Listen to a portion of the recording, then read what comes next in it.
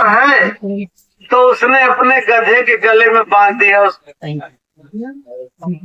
कि चलो इससे गधा हमारा सुंदर लगेगा। वो बाजार में सामान बेचने जाता था तो एक बनिए की निगाह पड़ गई।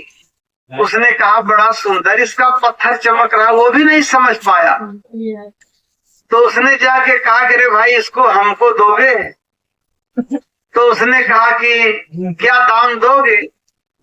तो कहा 2 किलो गुड़ देंगे तुमको।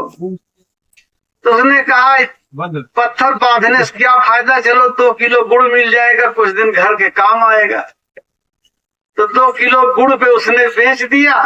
तो उसने अपने इसको बंधे रखी, उसने तराजू में अपने लगा दिया कि तो इसी से तौलते हैं और तराजू जो है देखने में हमारी सुंदर लगेगी।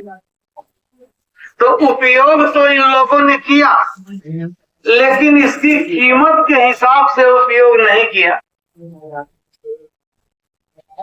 और कोई जौहरी आ गया, जिसको परख थी, पहचान थी,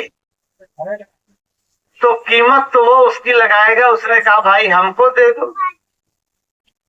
अरे कितने का होगा? वो ईमानदार था, उसने देखा, कहा इसकी कीमत तो 10 लाख से ज्यादा है। तो जब किसी चीज की कीमत समझ में आएगी तभी उसकी कद्र होती। तो ये मनुष्य शरीर की कीमत तो महात्मा ही बताते हैं कि परमात्मा के पूरे कारखाने में 84 लाख प्रकार के शरीर है। 4 खाने हैं, स्थावर, उष्मज, अंडज, पिंडज। ये खाने हैं, ये वनस्पतियां स्थावरों में आती हैं। इनमें 30 लाख प्रकार, इनके अंदर भी जीवात्मा है। अगर जीवात्मा न होती तो छोटे पौधे बड़े न होते। कोई ऐसी कंपनी सामान नहीं बनाती कि छोटा बनाते साल भर में बड़ा हो जाए। ये तो तभी हो सकता है जब उसके अंदर चैतन्यता हो। तो 30 लाख प्रकार के स्थावर, 27 लाख प्रकार के ऊष्मज, 23 लाख प्रकार के अंडज, 4 लाख प्रकार के पिंडज। ये इतने 84 लाख प्रकार की शरीर है और उसमें सबसे ऊंचाई पर हम आप। ये 5 तत्व की पूरी शरीर, मनुष्य शरीर हमको आपको मिल गई। तो पहले तो हम इसकी सराहना करेंगे। गुरु महाराज ने ये पाठ पढ़ाया, ये हमको क्यों, यह चीज दुनिया के किसी भी स्कूल कॉलेज में नहीं पढ़ाई जाती। कितनी भी बड़ी यूनिवर्सिटी हो, कितना भी बड़ा कॉलेज हो, संसार की सारे विषय में पीएचडी कर लीजिए, लेकिन ये पढ़ाई आपको कहीं मिलेगी नहीं जो संतों महात्माओं के यहाँ पढ़ाई जाती। क्योंकि इनका विषय ही सबसे ऊंचा है, सबसे निराला है। ऐसा सब्जेक्ट ही है ये जीवात्मा का, परमात्मा का। यही तो संसार के सबसे बड़े रहस्य है। न परमात्मा का पता चलता है दुनिया की पढ़ाई से और दुनिया की विद्या से, न आत्मा का पता चलता है। अस्तित्व तो देखने में आता है, जीवात्मा है तो आंख देख रही, कान सुन रहे, जबान बोल रहे। जीवात्मा चली जाए तो सारा खेल यहाँ का खत्म हो जाए। लेकिन संसार की विद्या से कोई जीवात्मा को नहीं जान सकता, कोई परमात्मा को नहीं जान सकता। उसको जानने के लिए इस विद्या का सच्चा जानकार चाहिए और वो होते हैं संत। संत की क्या महिमा है, दुनिया के लोग इसको क्या समझ सकते हैं। जब वो किसी महात्मा की शरण में जाएंगे, उनके संस्कार जागेंगे, उनके बात समझ में आएगी, तब वो संत को समझ सकते हैं। संत अंतिम देश से अनामी महाप्रभु जिनका सारा विस्तार जो आखिरी धाम है और वहां का पूरा हाल जानने वाले होते। हम लोगों को तो युगों युग बीत गए, अपना घर छोड़े और कोई हाल चाल नहीं हुई, कोई संबंध नहीं हुआ, किसी तरह का कोई विचारों का आदान प्रदान न कोई बताने वाला मिला। हम लोग न जाने कितने युग से भटक रहे।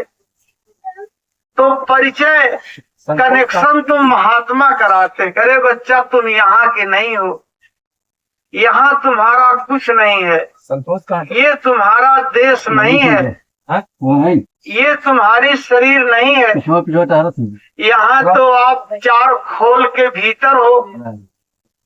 आपके ऊपर कारण शरीर चला, सूक्ष्म शरीर लगा और लिंग शरीर लगा, फिर अंत में स्थूल शरीर। तो इसके अंदर जीवात्मा का तो कुछ पता ही नहीं चलता, उसकी हैसियत बिल्कुल खत्म हो गई।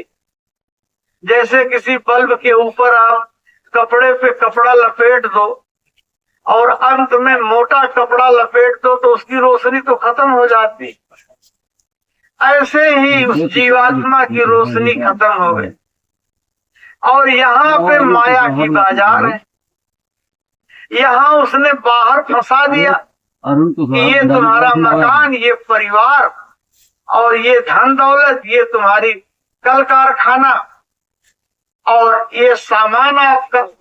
हम इसको अपना समझने लगे, हम परिवार में भटक गए और परमात्मा तो छूट ही गया।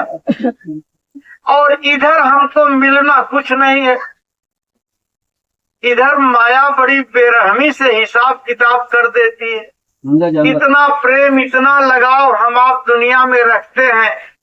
मेरा बेटा बाप समझता है मेरा बेटा, बेटा समझता है मेरा बाप। देखो जवान जवान बेटे बाप के सामने चले जाते। पति समझता है मेरी पत्नी, पत्नी समझती है मेरा पति है। और कभी पति चला गया, पत्नी चीख रही, कभी पत्नी चली गई, पति रो रहा।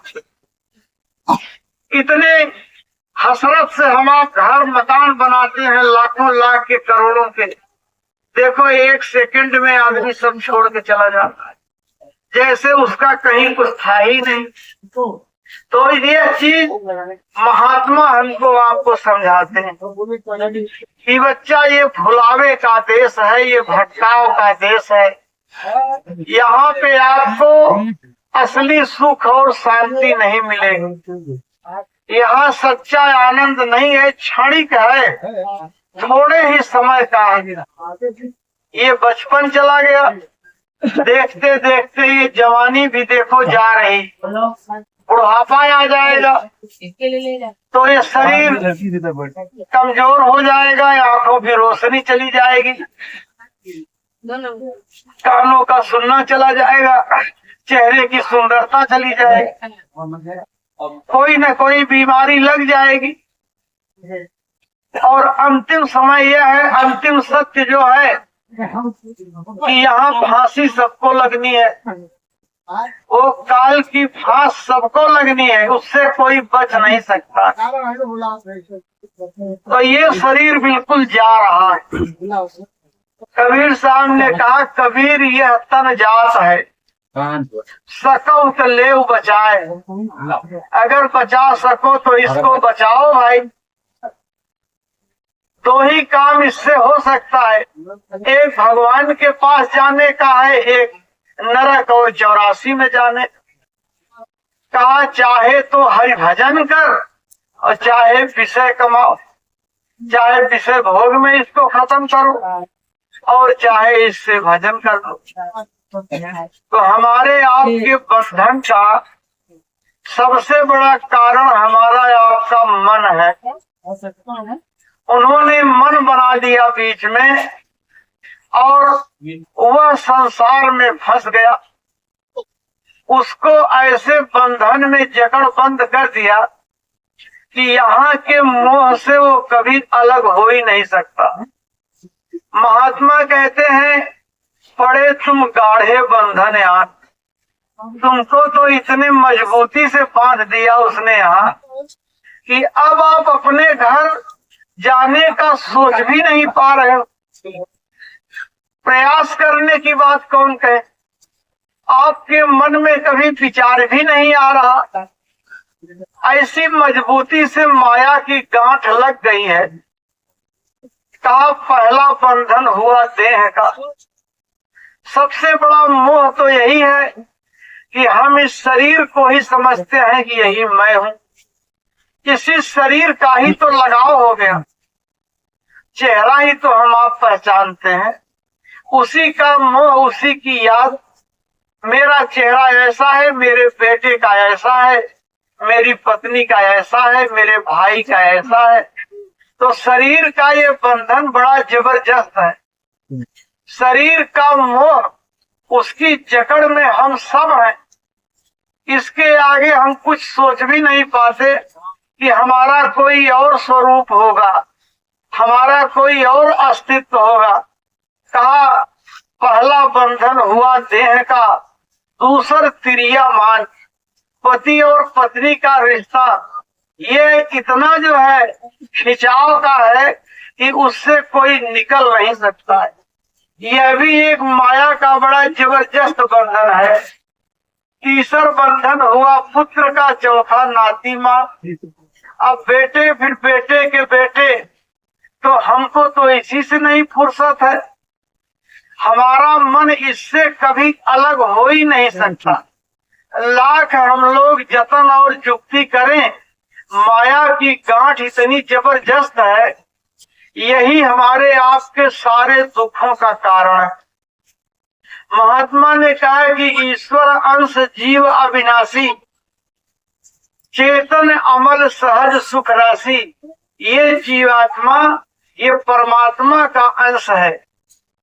जो रूप परमात्मा का वही रूप आत्मा का है। आत्मा अगर जग जाए तो ये पूरी त्रिलोकी आप ऐसे मुट्ठी में ले सकते हो।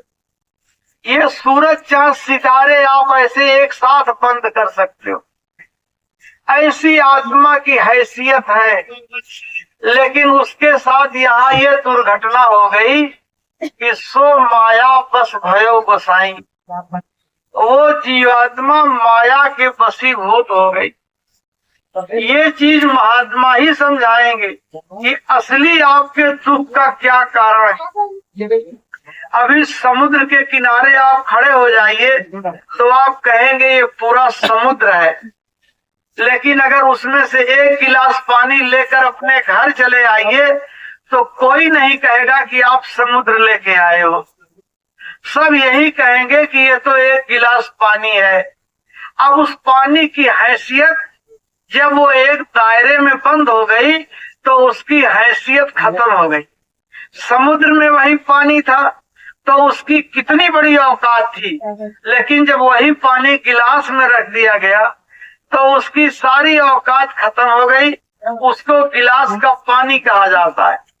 लेकिन अगर कोई वही गिलास का पानी फिर समुद्र में पलट दे तो फिर उसकी वही हैसियत हो जाएगी, फिर वो अनंत सागर का हिस्सा बन जाएगी। ऐसे ही महात्मा कहते हैं कि आप इस देह के बंधन में आ गए तो आपका परिचय बहुत छोटा हो गया। अब आपका परिचय वही आधार कार्ड वाला परिचय हो गया कि नाम दया राम, पिता का नाम राम प्यारे, गांव का नाम ये, जिला ये। अब ये परिचय हमारा हो गया। जो जीवात्मा परमात्मा की अंश थी, अनंत थी, अखंड थी, अविनाशी थी, वो जीवात्मा का कितना बड़ा परिचय हो गया। अब इसी परिचय से ही हम आप बाहर नहीं निकल पा रहे। इसी परिचय को ही लेकर के इसी में अपना पूरा जीवन हमारा खत्म हो जा रहा। अब हमारी ये हैसियत नहीं है, हमारी ये औकात नहीं है कि हम जाग करके फिर अपने उस रूप को हासिल कर सके जो अविनाशी है। यहाँ रोना बहुत है।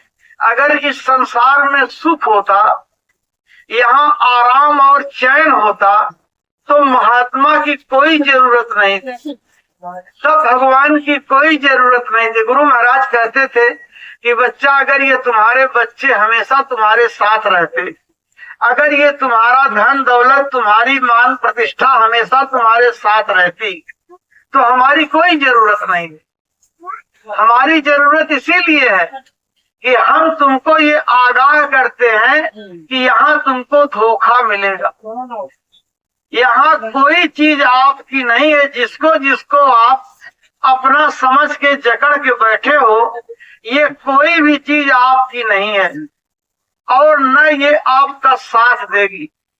ये आपको धोखा देगी और आप वीरान और बेबस हो जाओगे। ऐसी जगह ले जाके पटकेगी ये माया कि वहां आपको पानी भी नहीं मिलेगा, कोई आपके ऊपर सहानुभूति भी नहीं रखेगा। इसका चरित्र ऐसा है कि आपको ये शुरू में ऐसा लोभ देगी, आपको घर दिया, मकान दिया, परिवार दिया, बाल बच्चे दिया, धन दौलत दिया, मान सम्मान दिया, तो हम तो उसी में भूल गए। फिर इतनी बेरहमी से हर चीज ये ले लेगी, कुछ भी आपके पास छोड़ेगी नहीं। जहाँ श्वास की पूंजी खत्म हुई, माया की दी हुई सारी चीजें ये जबरदस्ती छीन ली जाती है। अब आपका न बेटा है आपके साथ, न धन न सामान, कुछ भी आपके साथ नहीं। तो बताओ ये कितनी बड़ी लाचारी की और दीनता की अवस्था होगी। हमने उस दिन के लिए कोई इंतजाम किया है, कोई बंदोबस्त हमारा है?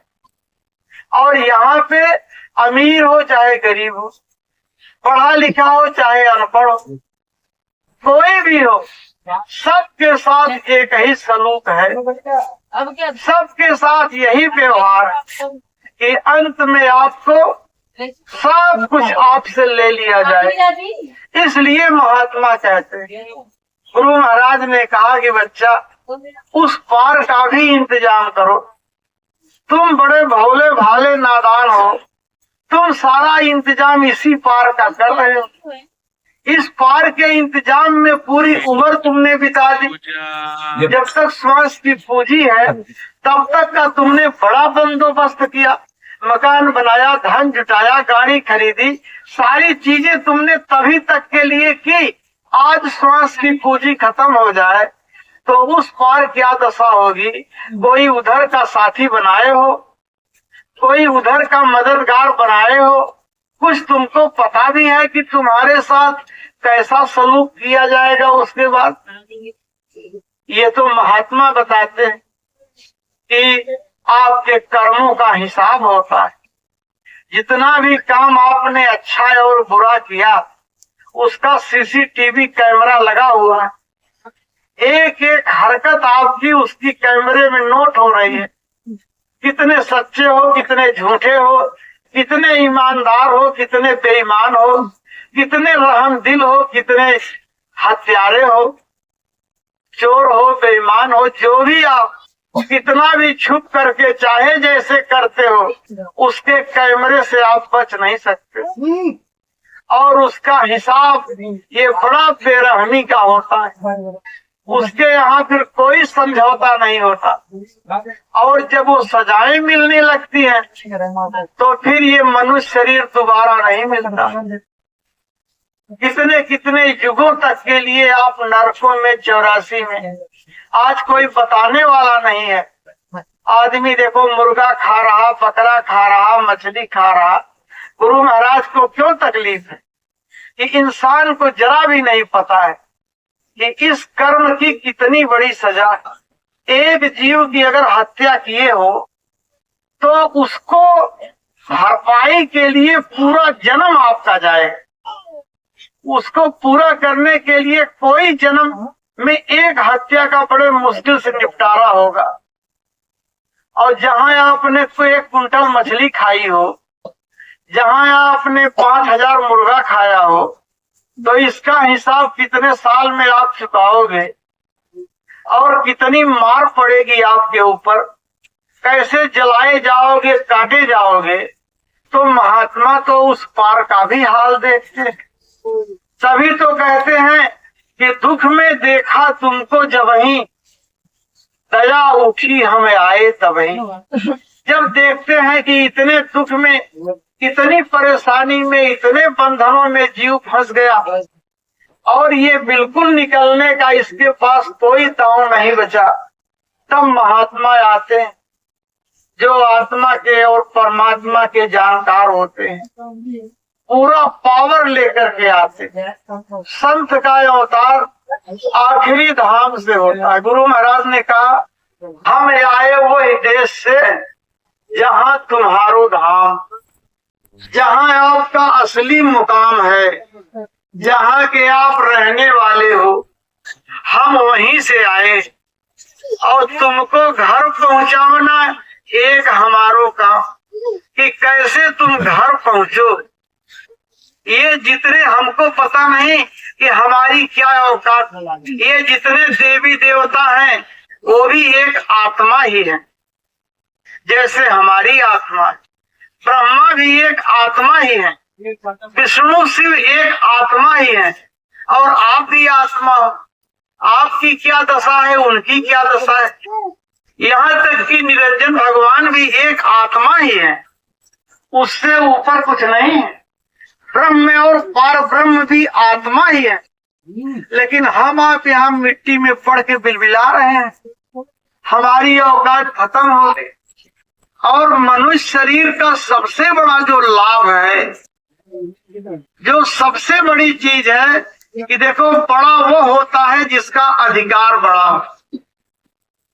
ब्लॉक को देखने वाला कहा जाता है वीडियो, पूरे ब्लॉक भर का उसको अधिकार होता है। ब्लॉक भर में कोई घटना घट जाए तो ब्लॉक वीडियो का अधिकार है कि पूरे ब्लॉक को वो देख सकता है, लेकिन अगर दूसरे ब्लॉक में कुछ हो जाए तो ये वीडियो नहीं कर पाएगा कि मेरा ब्लॉक नहीं है।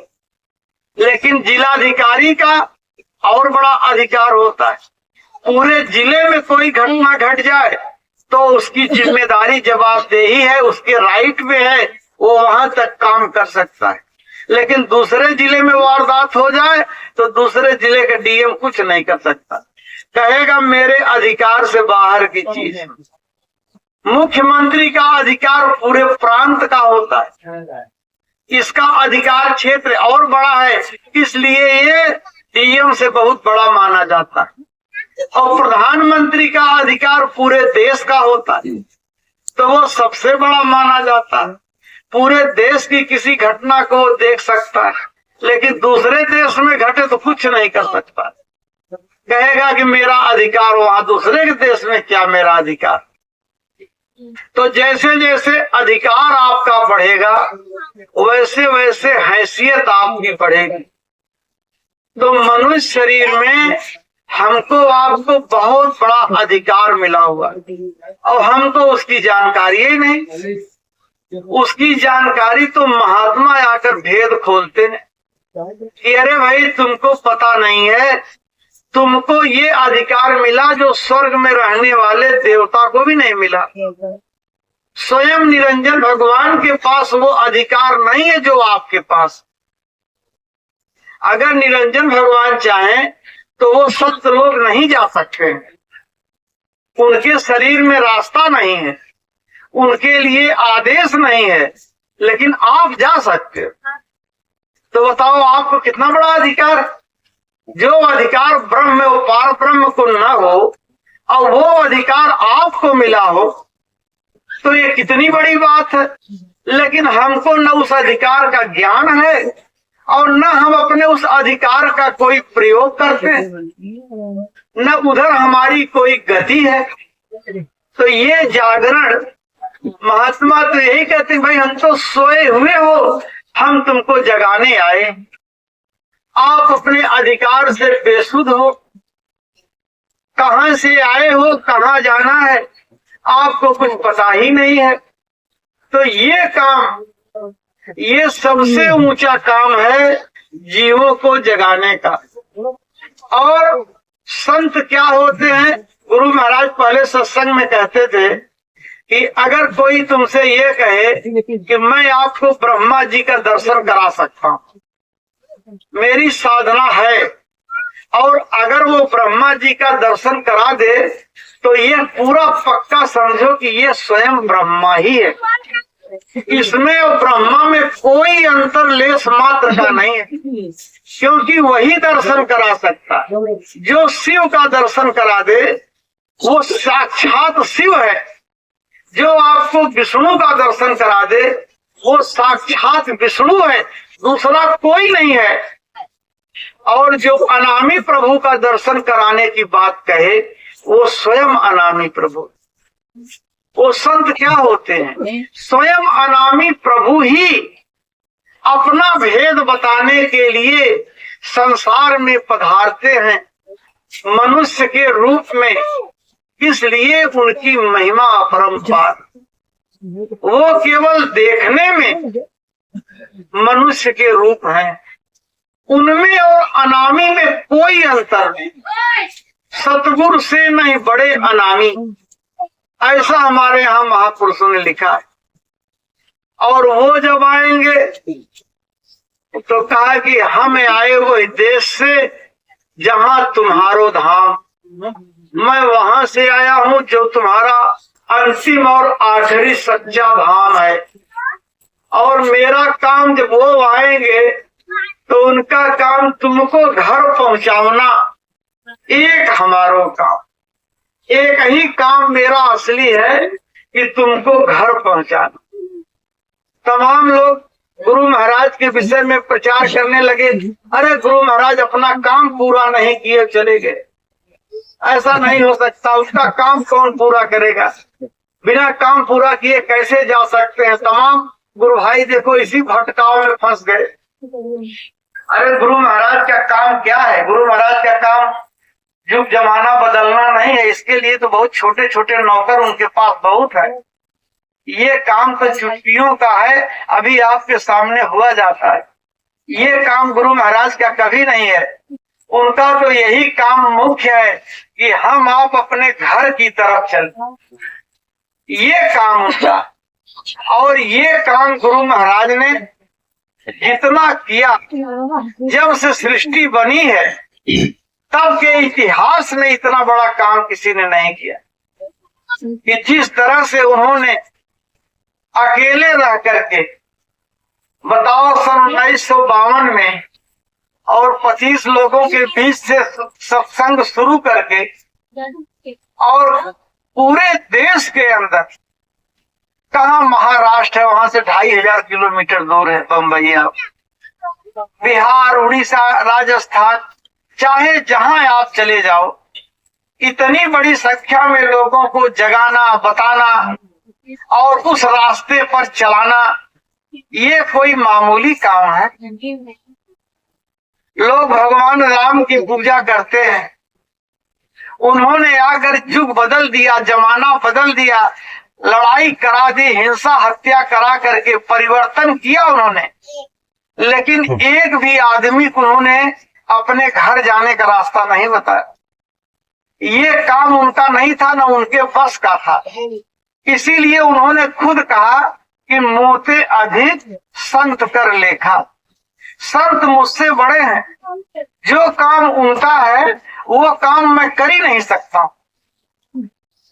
भगवान कृष्ण ने इतना बड़ा संहार कराया, युग जमाना बदला, परिवर्तन किया, लेकिन एक भी आदमी को नामदान का भेद बताया हो तो आप कहिए। उनके साथ के उद्धव भी रोने लगे कि हमको तो अपने साथ ले चलो। कहा कि ये काम मेरा नहीं है, मेरे लोक में आना है तो महात्माओं से मिलो, ये उनका काम है। ये जीवों को जगाने का उनका काम, मेरा काम तो मार काट करके जाने का था, वो मैं करके जा रहा हूं।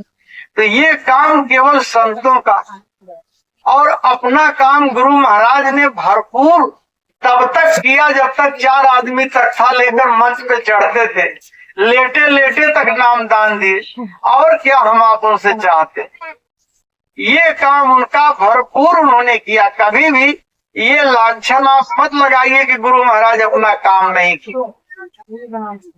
मैंने स्वयं सत्संग सुना, गुरु महाराज ने कहा, बच्चा मेरा असली काम तुमसे भजन कराना है, और ये परिवर्तन तो मेरे लिए गुड़िये का खेल है। गुड़िये का खेल से बच्चे खेलते हैं, छोटे छोटे बच्चे गुड़िये का खेल खेलते हैं और सयाने नहीं खेलते हैं। तो ये तो नीचे की शक्तियां 1 मिनट में दिमाग तुम्हारा सही कर दे। अभी देखना कैसे परिवर्तन होता। ये काम हमारा नहीं है। बाबा जी जो है सोच रहे हो आप कि लाखों करोड़ों लोगों को मार करके सत्युग ले आएंगे, अपने ऊपर खून लगाएंगे। खून बहाने का उनका काम नहीं, उनका काम आज भी समझाने का। हमको आपको भी जो आदेश दिया तो हाथे जोड़ो, समझाओ, शाकाहारी का संदेश दो, ये काम उनका है। वो मारने काटने वाले तो आ रहे हैं, वो जो है जब अपना चलाएंगे तो फिर आप देखना क्या उसका कलंक अपने ऊपर महापुरुष नहीं लेते। इसलिए किसी जो है धोखे में हमको आपको पढ़ने की जरूरत नहीं है। ये महिमा महापुरुषों की एक उनके पास नुक्सा है जो सबसे बड़ा, जिस चीज से हम आप सबसे परेशान हैं कि ये मन हमारा ये माया के दलदल से कैसे बाहर आए। ये तो ऐसा फंस चुका है कि किसी भी तरीके से इस मन के ऊपर हमारी विजय नहीं हो पाती। मन से ही हम यहाँ फंसे। असली जो है बीमारी महात्माओं ने पकड़ के कह दिया कि बड़ा बैरी ये मन घट में। यही असली दुश्मन है तुम्हारा, जो तुम्हारे अंदर मौजूद है। यही तुमको यहाँ से उबरने नहीं दे रहा है। बड़ा बैरी ये मन घट में, किसी का जीतना कठिना। इसका जीतना देखो ये आसान काम नहीं। अगर यही मन भजन में लग जाए, गुरु भक्ति में लग जाए, परमार्थ में लग जाए, यही इसका हौसला, यही इसकी ताकत। अगर इधर चल पड़े तब तो हमारा आपका जो है रातों रात कल्याण हो जाए। लेकिन ये जो है ये जल्दी इधर हटता नहीं। ये ऐसी रचना इसकी बना दी, ऐसा कठिन इसको बना दिया। इसी का जीतना कठिना, कहा जिन्होंने मार मन डाला उन्हीं को सूरमा कहना। और वीर बहादुर वही है जगत का असली, जो अपने मन के ऊपर विजय पा जाए। मन के ऊपर विजय पाओगे तभी आत्मा का कल्याण होगा, क्योंकि आत्मा के ऊपर मन का ही शासन चल रहा है। जो रामायण में हम आप पढ़ते हैं राम रावण की लड़ाई, तो महात्मा कहानी तो कहते ही है, उसके साथ आध्यात्म भी समझाते हैं कि ये मन ही रावण है असली। जैसे लिखा जाता है कि रावण के 10 सिर था, तो पढ़े लिखे विद्वान लोग कहते हैं कि रामायण बकवास है। भला बताओ कभी 10 सिर का आदमी हो सकता है? कहीं वो तो भौतिक ही समझते हैं। और कहते हैं दूसरी बकवास ये है कि राम जब उससे लड़ाई लड़ते थे तो मारते थे तो 10 सिर कट जाता था और फिर जम जाता था। ये भी कोई बात हुई? जिसका सिर काट तो कहीं जमता है। लेकिन देखो मन रूपी रावण ऐसा ही है कि इसके 10 सिर हैं। जो 10 इंद्रियों से संसार को भोग रहा है, यही 10 वही रावण है। ये 10 इंद्रियों से संसार का भोग भोगता है। और सत्संग में चले आओ और समझाओ बुझाओ तो इतना साधु बन जाएगा कि लगेगा कि कल से भजन ही करेगा ये। अब इसके अंदर के सारे विकार खत्म हो गए, लगेगा इसका सिर हमने काट दिया। लेकिन जहाँ घर पहुंचोगे फिर माहौल मिला दुनिया वाला, तो फिर जैसे का तैसा, जैसे था कामी क्रोधी लालची, फिर जैसे का तैसा हो गया। तो इसका सिर काटोगे फिर जम जाएगा। और इसी के कब्जे में सीता है, सीता रूपी आत्मा इसी के कब्जे में है। तो ये मरता नहीं है जब तक कोई भेदी ना मिल जाए। इसको मारने का भेद बताने वाला, इसका राज जानने वाला जब मिलेगा तब इस रावण को मारने का भेद बताएगा। तो गुरु महाराज देखो महात्मा इसी मन को मारने का भेद बताते। एक ही दवा है इस मर्ज की दूसरी दवा नहीं, एक ही तीर है जिससे ये मरेगा, और वो है भजन। भजन का ही रास्ता, अंदर की आकाशवाणी अनहद वाणी जो हो रही है और जीवात्मा का कान बंद है, और बराबर उसके लिए रास्ता महापुरुष बताते हैं। आप रोज रोज घाट पर बैठो और इसके पीछे पड़ जाओ, चाहे जैसे भजन को निशाने पे ले लो। अगर ये भजन हो गया तुम्हारा और नाम प्रकट हो गया, अंदर के कान से जैसे ही आवाज आप सुनोगे, ये तुरंत ही मन मुर्दा हो जाता। नाम लेत भव सिंधु सुखाई, सुजन विचार करो मन माही। उस भजन की लज्जत से एकदम ये बेहोश हो जाता है, फिर दुनिया की सारी लज्जत ये उसी समय छोड़ देता है, एकदम विमुख हो जाता है। इसके अलावा दूसरा कोई उपचार नहीं है। चाहे रोज आप व्रत रहो, हर तीर्थ व्रत घूमे आओ, जितना यज्ञ है सब कर डालो, रोज पूजा पाठ सुनो और करो, रोज रामायण और गीता रटो, लेकिन इस मन के ऊपर एक लेस मात्र भी असर होने वाला, ये इससे बदलेगा ही नहीं। इसके बदलने का बस एक ही उपाय रास्ता है कि नाम से जोड़ो। इस शब्द से जब जुड़ेगा, जो कहा मीराबाई ने कि गुरु मोह दीनी अजब जड़ी, गुरु महाराज ने हमको बहुत अच्छी जड़ी दिया। ये गजब की जड़ी है कि 5 नाग 25 नागिनी सूंघत तुरंत मरी। ये 5 नाग काम क्रोध लोभ मोह अहंकार, ये इसके सूंघते ही मर जाते हैं। तो मानव जीवन का ये सबसे बड़ा निशाना और लक्ष्य होना चाहिए कि अंदर की आकाशवाणी को सुना जाए। ये मानव जीवन का असली लक्ष्य। बाकी काम तो जितना हम करते हैं जानवर भी उतना करते। बाकी पशु में आदमी में कोई अंतर नहीं है। जितने भी जीव हैं भोजन करते हैं, पानी पीते हैं, सोते हैं, जागते हैं, सबके बाल बच्चे होते हैं, सब बच्चों से मोह ममता करते हैं। लेकिन एक भजन ही ऐसा है जो करने का अधिकार पूरी सृष्टि में केवल आपको ही है। बाकी किसी जीव को भजन का अधिकार नहीं है। भजन करने का अधिकार देवी देवताओं को भी नहीं है। भजन करने का अधिकार केवल मनुष्य को है। और अगर भजन हमने नहीं किया तो हम में पशु में कोई अंतर नहीं। ये संदेश हमारे गुरु महाराज का कि अपन मिली नरदेह यह तुमको, तो बनाओ काम तुम्हें अपना। ये मनुष्य शरीर मिली हुई है तो अपना काम बना लो भाई, जिससे अपना बिगड़ा हुआ काम बन जाए। देह और गेह सब झूठा, व्यर्थ में काहे को पचना।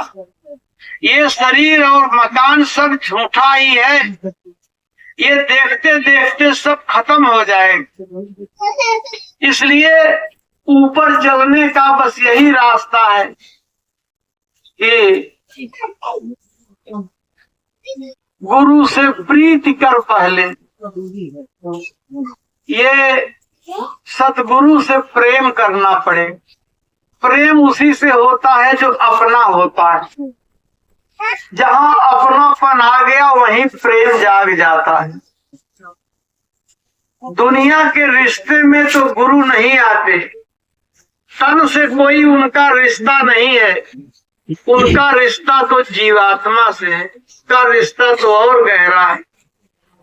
संसार के रिश्ते में सबसे बड़ा नजदीक का रिश्ता होता है पिता और पुत्र का, जिसके लिए आप जितना ज्यादा त्याग कर दो उतना ही करीबी रिश्तेदार माना जाता है। बेटे को आदमी अपने जीवन भर की कमाई अपना धन दौलत कपड़ा मकान जमीन जायदाद बैंक बैलेंस सब दे देता है, दूसरे को नहीं दे सकता, दूसरे को कभी नहीं दे सकता। जब देगा अपने संतान को, अपनी औलाद को, क्योंकि उसको वो अपना एकदम निजी मानता है, उससे बड़ा कोई रिश्ता नहीं समझता है। तो बेटे को आपने सब कुछ दे दिया, वो बेटा जब तक आप की श्वास की पूंजी है तब तक वो बेटा आपकी पूरी सेवा कर सकता है, भोजन देगा, कपड़ा देगा, बीमार होने पे दवा कराएगा, ये सब कुछ कर सकता है। लेकिन श्वास की पूंजी खत्म हो गई, यमदूत आ गए, फिर आपके ऊपर क्या मार पड़ेगी, क्या आपकी दुर्दशा होगी, वहां बेटा बेचारा कुछ नहीं कर। जिसको आपने सबसे बड़ा रिश्ता माना वो आपके असली दुख में वो कुछ मदद नहीं कर सकता। और गुरु महाराज कहते हैं, बच्चा तुम जय गुरुदेव बोलना तो मैं मिलूंगा। तो बताओ ये बेटे से बढ़ के रिश्ता है कि नहीं? जहाँ सारी दुनिया का रिश्ता खत्म हो गया वहाँ कहते हैं मुझको बुलाना मैं मिलूंगा। तो ये रिश्ता दुनिया के सारे रिश्तों से ऊपर का रिश्ता। इसलिए गुरु को अपने घर में शामिल करना चाहिए। जो प्रेमी होते, महात्माओं ने कहा ये गुरु का रिश्ता कोई ऊपर का कोई दिखावे का नहीं होता। जैसी प्रीति कुटुंब से ऐसी गुरु से होए। जैसी कुटुंब से, परिवार से जैसे प्रेम होता है तो उनको अपने परिवार में हमको आपको शामिल करना चाहिए। और जैसे परिवार के ऊपर खर्च करते हैं, हमारी कमाई में हमारे परिवार का हिस्सा है, ऐसे ही हमारे कमाई में हमारे गुरु का भी हिस्सा है। उनका भी बाप बेटे का ऐसा रिश्ता कि कोई भी जरूरत, बेटे को बड़ी फीस की, कपड़े की, आपकी कमाई में उसका हक है, वो मांगता है हमको ये चाहिए। आपकी कमाई में पत्नी का हक है, आपके पिता का हक है, आपकी माँ का हक है, आपके बेटी का हक है, बेटे का हक है। ऐसे ही आपकी कमाई में गुरु का भी हक होता है। तो ये रिश्ता, ये संबंध हमको आपको बनाकर और रास्ता लेकर भजन का, गुरु से प्रीति कर पहले तो बहुरी घट शब्द को सुनना। उसके बाद दूसरा काम है कि भजन का रास्ता लेकर प्रेम रहेगा तभी भजन होगा। इस काम को तो हमने कभी हाथ में लिया नहीं। ये काम तो एकदम सब काम के बाद एकदम आखिरी मुकाम, क्योंकि माया की ड्यूटी है, माया की यही निगरानी है कि इन आदमियों को जो काम करें इनको करने देना, खूब मदद करना, लेकिन ये देखना ये भजन न करने पाए। भजन करेंगे तो हाथ से निकल जाएंगे। इसलिए भजन में बाधा पैदा करना, भजन में भी तरह तरह की बाधाएं आती, लेकिन ये बाधाएं तभी खत्म होंगी जब गुरु से प्रेम रहेगा, आदेश की पालन की इच्छा रहेगी। गुरु महाराज कहते थे अरे पहले जबरदस्ती ही करो, जबरदस्ती आप बैठना तो शुरू करो। और इस युग और काल में जैसा सहज और आसान रास्ता गुरु महाराज ने बताया कि आप खेती भी करो, दुकान भी करो, नौकरी भी करो, आप अपने बाल बच्चों की परवरिश करो, माता पिता की सेवा करो, मेहनत और ईमानदारी की कमाई करो, और इसमें 1 घंटे का समय निकालो। आप प्रेम के साथ, भाव के साथ इस काम को जरूरी समझते हुए। पलटू साहब ने कहा कि चोला भया पुराना आज फटेगी काल। भाई ये शरीर तो पुराना हो गया, अब तो इसका कोई भरोसा नहीं कि अब आज फटेगी कल फटे। आज फटेगी काल तेहू पे है ललचाना, और तीनों पन गए बीच भजन का मरम न जाना। बताओ, बचपन चला गया, जवानी चली गई और बुढ़ापा भी जा रहा, और आज तक ये नहीं जान पाए कि भजन क्या चीज। भाई भजन ही आपके कल्याण की चीज है, भजन ही आपके जीवन का लक्ष्य है। कितने युग और कितने कल्प बीत गए और हम आप अभी भजन नहीं कर पा रहे। तो उन्होंने क्या कहा कि भजन आतुरी कीजिए, भजन को अब नंबर 1 पे करो, भजन आतुरी कीजिए। उसको आपको सबसे पहले, क्यों कि ये संसार में जीवन जो है वो बहुत थोड़ा है, ये बिल्कुल जाने वाला। मानुष तन धन जात गोड़ धरि करो निहोरा, कहा मनुष्य शरीर रूपी धन जा रहा है। मैं हाथ जोड़ता हूँ, पांव पड़ता हूँ, मैं आपसे विनती करता हूँ। तो ये जो शिक्षा, ये जो बीज गुरु महाराज डाल रहे हैं, ये सतयुग का बीज है, जिसकी इच्छा पूरे समाज में बिल्कुल खत्म थी। जो विद्या बिल्कुल खत्म हो गई, उस विद्या की शुरुआत गुरु महाराज ने की और अपने सत्संग से ये पूरा प्रचार प्रसार हो रहा कि मनुष्य जीवन का सच्चा और असली काम है भगवान का सच्चा भजन हो और अपनी जीवात्मा के कान से आकाशवाणी को सुना जाए और शरीर के रहते जीते जी अपने घर और देश को चला जाए। इसका प्रचार हमको आपको करना है और आगे वो समय आ रहा, चाहे जितना दूर हो, लेकिन वो हमारे गुरु महाराज का वचन है कि कलयुग में कलयुग जाएगा और कलयुग में सतयुग आएगा। तो सतयुग किसको कहते हैं? सतयुग इसको नहीं कहते कि सबके घर में 5-5 लाख रुपया खाते में आएगा। सतयुग कहते हैं, सतयुग सब जोगी विज्ञानी। सतयुग उस जमाने को कहते हैं जिसमें सब लोग भगवान का भजन करें। ऐसे समाज की आप कल्पना करो जिस समाज में हर वर्ग, पढ़ने वाले लड़के भी, नौकरी करने वाले भी, व्यापार करने वाले भी, गृहस्थी खेती करने वाले भी, इतना गर्दी ये सब भजन करेंगे। 1 घंटा समय निकाल के सच्चा भजन करेंगे, दुनिया के काम को ऊपरी काम समझेंगे और भजन करने को अपना असली काम समझेंगे। अगर ऐसा समाज बन जाए तो 1 रुपया भी कोई आपसे रिश्वत नहीं लेगा। पुलिस का सिपाही हो, लेखपाल कानून गो हो, अधिकारी कर्मचारी हो, काम करेगा तो 10 रुपया भी आपसे नहीं लेगा।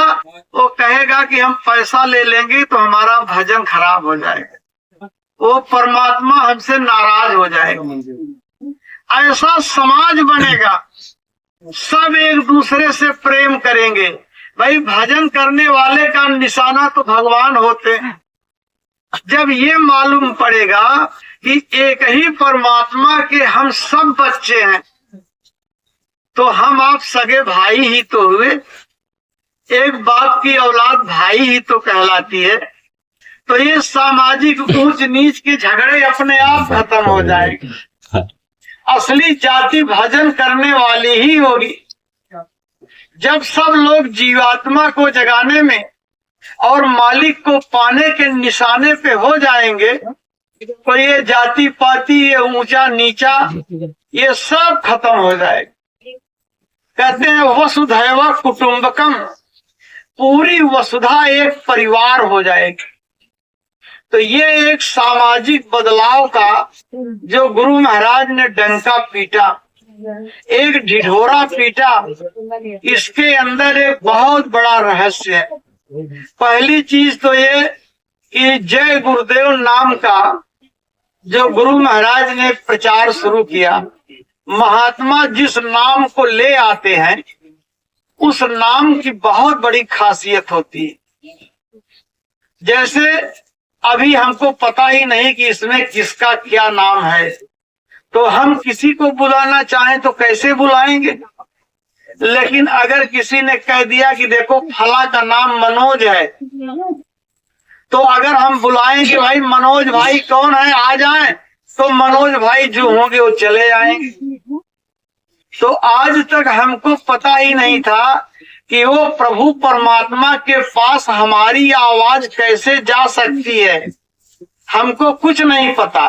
लेकिन जब गुरु महाराज एक संत आते हैं और अंतिम धाम से आते हैं और उन्होंने प्रचार किया कि उस मालिक का नाम जय गुरुदेव, उस अनामी प्रभु का नाम जय गुरुदेव है, तो देखो एक संबंध शुरू हो गया। अब आप जब भी जय गुरुदेव बोलोगे तो वो अनामी प्रभु तुरंत वो आपकी तरफ देखेगा कि कौन मुझको बुला रहा।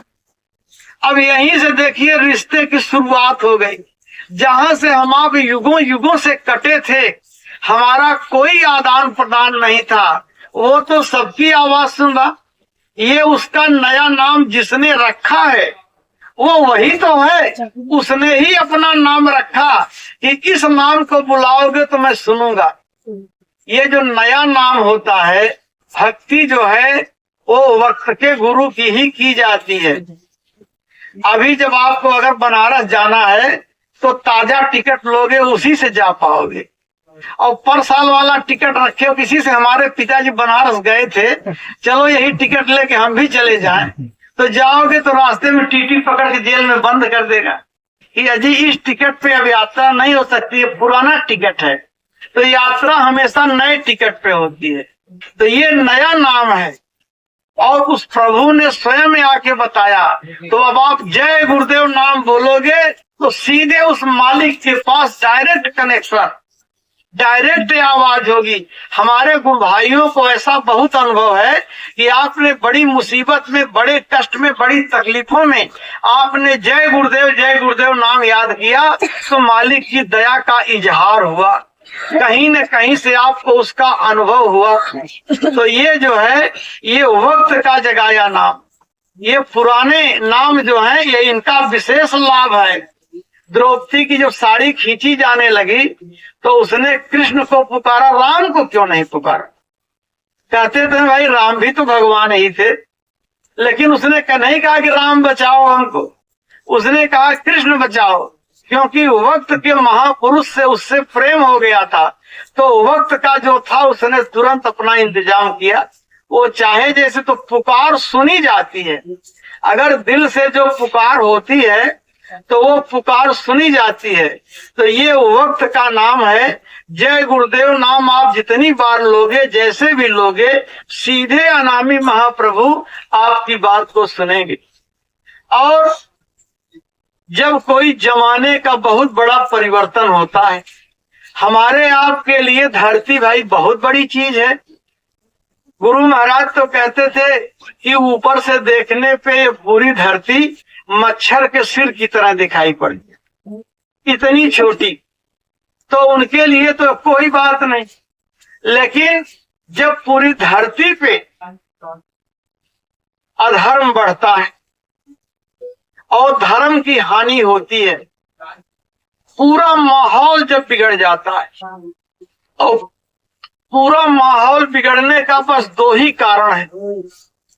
जब दो चीजें समाज में आई तो समझ लो आप कि धर्म का पतन शुरू हो गया।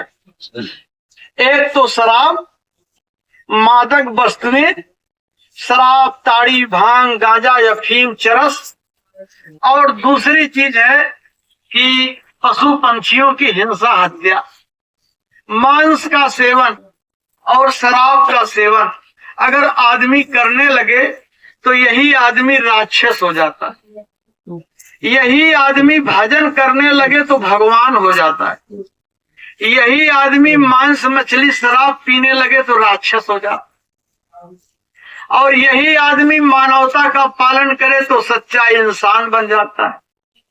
कई चीज आप बन सकते हो।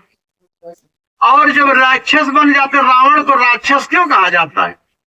रावण तो जाति का ब्राह्मण था, चारों वेदों का ज्ञाता था, बड़ा पुजारी था, उसने बड़ी तपस्या की थी, ब्रह्मा जी को, शंकर जी को प्रसन्न करके बड़े बड़े वरदान प्राप्त किए। लेकिन जब उसको धन दौलत राजपाट सब कुछ मिल गया तो उसके अंदर यही दो कमी आ गई, वो शराब पीने लगा। उसकी बहन कहती है करो पान सो दिन राती, वो मांसाहारी हो गया। उसके राज्य में क्या क्या कटता था, कहूं महिष मानुष, भैंसा भी कटता था, आदमी भी काटे जाते थे, भेड़ खर, गाय भी कटती थी, गधा भी कटता और बकरा भी कटता था। ये सब पशु पंछियों की हिंसा होने लगी तो मनुष्य का चरित्र बड़ी तेजी से गिरने लगा। अब ऐसे लोगों की संख्या में बड़ी बढ़ोतरी हो गई। होते होते ये पूरी धरती पे फैल गए। तो ऐसे ही वक्त में देखिए, जैसे नीचे मीटिंग होती है तो देवताओं की भी मीटिंग होती है ऊपर, कि जब जब ऐसा वक्त और समय आएगा तो कोई न कोई शक्ति ऊपर से आएगी और आकर के वो आवाज लगाएगी। तो उन्होंने, भगवान राम ने जंगल में जाके ये आवाज लगाई कि निश्चर हीन करूं मैं इसी काम के लिए आया हूँ कि सारे निशाचरों का मैं विनाश कर दूंगा, एक भी राक्षस धरती पे नहीं रह जाएगा। मतलब एक भी खाने पीने वाला आदमी बैठ जाओ दुनिया में नहीं रह जाएगा। तभी तो परिवर्तन होगा, धर्म का विकास तभी होगा। और ये काम उन्होंने किया और आज उसका कितना बड़ा इतिहास बन गया लाखों बरस के बाद। और जब कृष्ण भगवान आए तो उस समय भी यही हालत हुई। सारे कौरव शराब पीते थे। शराब के ही नशे में दुर्योधन ने कहा था कि द्रौपदी की साड़ी खींच ली जाए। ऐसे वक्त में भगवान कृष्ण आए, उन्होंने कहा अगर धर्म के रास्ते पे नहीं आते हो आप लोग तो पूरा द्वापर का विज्ञान खत्म हो जाएगा। छोटी मोटी संख्या में संहार नहीं हुआ, कितना बड़ा ऐतिहासिक विनाश हुआ। तो जब जब ऐसा वक्त आएगा तब तब ऐसी घटना होगी। और आज के वक्त में, आज के समय में 90% आदमी का खान पान बिगड़ा हुआ है। हम सब भी शराब पीने लगे, हम सब भी पशु पंछियों की हिंसा हत्या करने लगे। ऐसे वक्त में गुरु महाराज ने आवाज लगाई, कहे जय गुरुदेव पुकार जमाना बदलेगा। भाई महात्मा रोज भगवान के यहाँ आते और जाते हैं और वहां का समाचार यहाँ और यहाँ का समाचार वहां पहुंचाते हैं। तो उन्होंने कहा देखो जय गुरुदेव भगवान कह रहे हैं कि अब जमाना बदलेगा, ये पैगाम आप दुनिया में सबको दे दो, आप सबको बता दो, जन जन बच्चा बच्चा को, कोई ये कहने वाला न रह जाए। देखिए कोई भी विनाश होता है तो विनाश के पहले एक मौका दिया जाता है समझाने का, बताने का, और वो मौका, वो पैगाम संत महात्मा लेकर के आते हैं। अगर वो समझ में आ जाएगा जिनके और साथ दे देंगे उनका बचाव हो जाएगा, और नहीं समझ पाएंगे तो विनाश के गर्त में वो भी चले जाएंगे। तो कहा आप बता दो, ढिढोरा पीट दो, अब जमाना बदलेगा, अब परिवर्तन होगा। कितना बड़ा परिवर्तन होगा, कैसा परिवर्तन होगा, आगे ऐसा समय आएगा कोई ना विधर्मी होगा ना ही व्यभिचारी। एक भी आदमी विधर्मी नहीं होगा, एक भी आदमी व्यभिचारी नहीं होगा। हो जाए सफाई ना ही रही है अत्याचारी, ऐसी सफाई हो जाएगी, एक भी अत्याचारी कहीं नहीं रह जाएगा। देशवा में होई सदाचार के उत्थान हो, बदल जाई दुनिया बदली हिंदुस्तान हो, सब के सब सदाचारी हो जाएंगे। दया धर्म मानव धर्म, धर्म सबका होई, सब लोगों के अंदर दया आएगी। गाय पशु पंछी का लकड़ी कोई, गाय का पशु का पंछी का कहीं कोई बग नहीं होगा। और अंडा मछली मांस के न रही है तब बात हो, बदल जाई दुनिया बदली हिंदुस्तान। अंडा मांस मछली शराब की एक भी दुकान पूरी धरती पे कहीं नहीं रह जाएगी। तो प्रेमी भाई बहनों, हमको आपको गुरु महाराज ने ये पाठ पढ़ाया है, ये शिक्षा दिया है, ये संदेश दिया है, और ये परिवर्तन, ये जन जन तक ये आवाज के पहुंचाने का काम ये हमारे आपके जिम्मे है। इस संदेश को, इस आवाज को, इतने बड़े परिवर्तन का संदेश लेकर के हम आप समाज में विराजमान है, विद्यमान है, तो हमको आपको बराबर अपने भी मन की निगरानी करते रहना है कि हमारे अंदर कोई कमी तो नहीं आ रही है। इतना बड़ा काम हम समाज के सामने प्रस्तुत करने चल रहे हैं, इतना बड़ा आदर्श हम प्रस्तुत करने चल रहे हैं, तो हमको आपको भी संत मत के पैमाने के हिसाब से ही हमेशा रहने की जरूरत है। जो हमारे आपके लिए गुरु महाराज ने बताया और समझाया, जो शिक्षा दी है, सबसे पहले हमको अपनी कसौटी पर हमको कसना पड़ेगा, तभी वो परिवर्तन हमारे आपके हाथ से होगा। भगवान राम अवतार लेके आए थे, लेकिन 14 साल वो भी जंगल में तपस्या किए।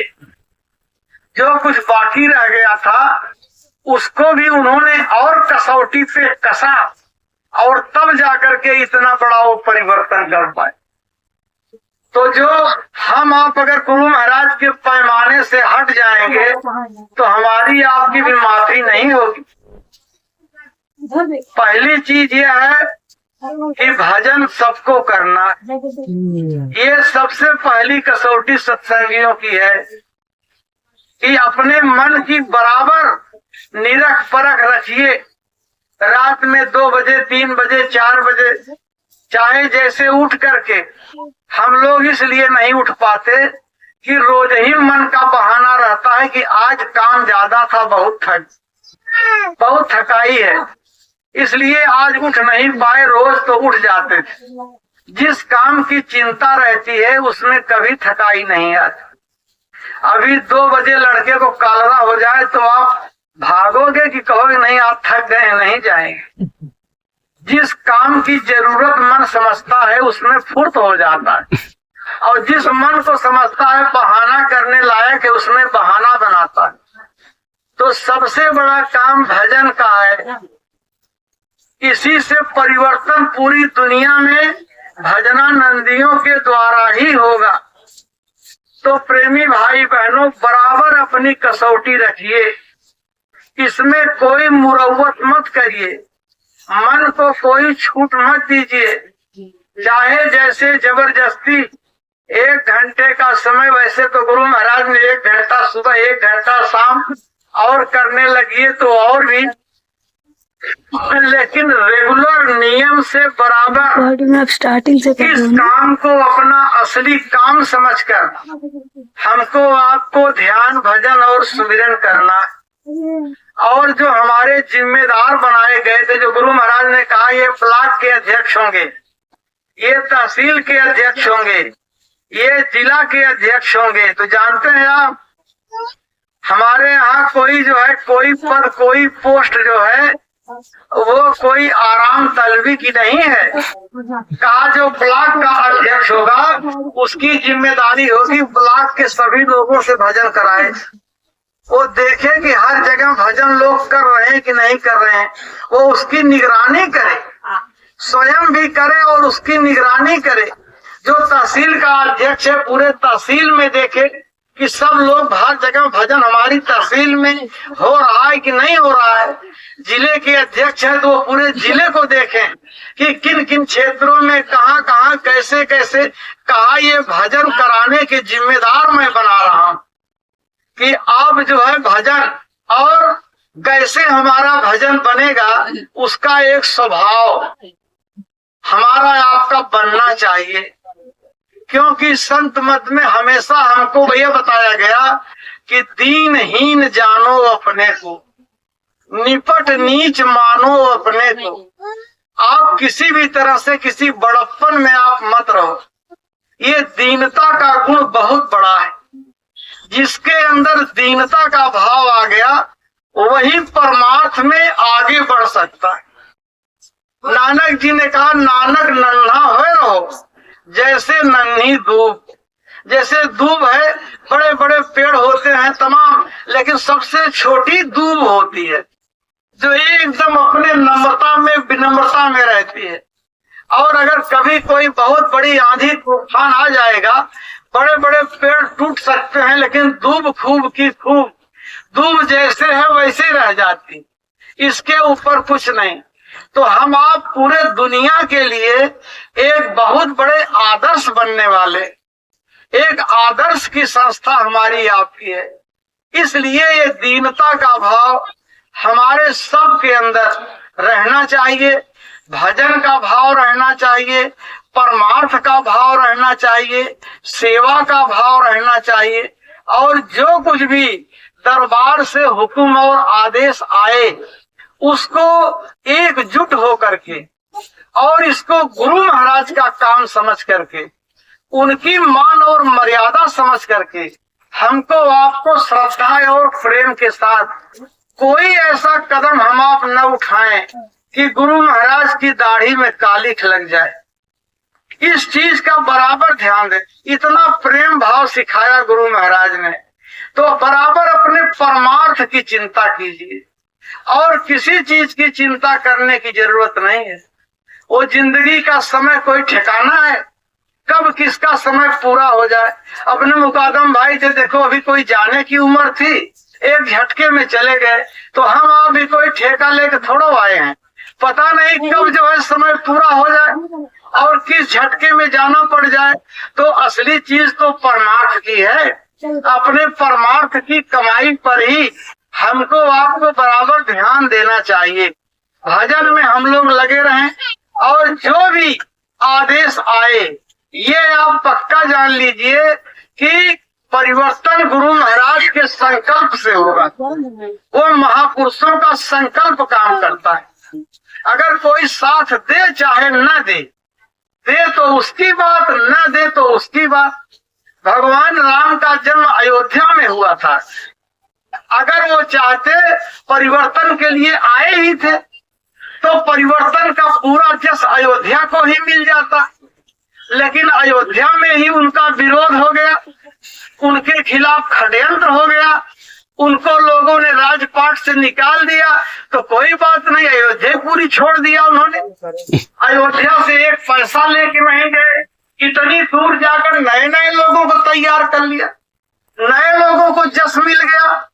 परिवर्तन का जो संकल्प होता है वो करने वाला बड़ा मजबूत होता है और उन्होंने कमजोर लोगों को पकड़ा, जितने किसी मजबूत आदमी को नहीं पकड़ा। अगर मजबूत को पकड़ते तो ये होता कि राम इनके बल पे काम। बाली मजबूत था, सुग्रीव तो डरपोक थे, मारे मारे फिरते थे। इन्होंने सुग्रीव को पकड़ लिया, बाली को मार दिया। विभीषण तो लात खा के आया था, उसके रावण के सामने उसकी क्या औकात थी, लेकिन विभीषण को अपने साथ ले लिया। तो कमजोर लोगों को लेकर के और इतना बड़ा इतिहास उन्होंने बना दिया।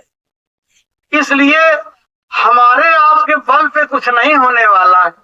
हमको आपको इसी में सेवा करके केवल अपना परमार्थ बनाना।